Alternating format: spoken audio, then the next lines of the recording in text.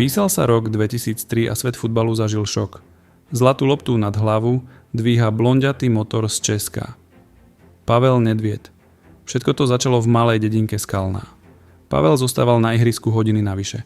Či už v daždi, v snehu aj v blate. Z malej Skalnej videla cesta do veľkého futbalu cez pražskú Spartu. Práve na Letnej sa z talentovaného chlapca stal chlap. So Spartou získal 3 ligové tituly. Po fantastickom eure mierí do Lácia a Rím. S Láciom získal historické Scudetto a v roku 99 strelil víťazný gól vo finále pohára víťazov pohárov. Euro 2004. Pavel bol kapitánom a dušou tímu, ktorý veril v zlato. Osud bol však krutý. V semifinále proti Grécku musel pre zranenie opustiť ihrisko. Sen o titule sa rozplynul, no napriek tomu toto obdobie zostáva zapísané ako éra, kedy bol český lev najobávanejším dravcom Európy.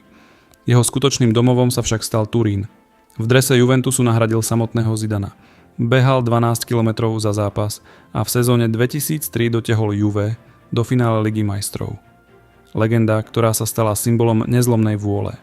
Na ihrisku nepoznal bolesť a v roku 2003 prinútil celý svet tlieskať českému futbalu.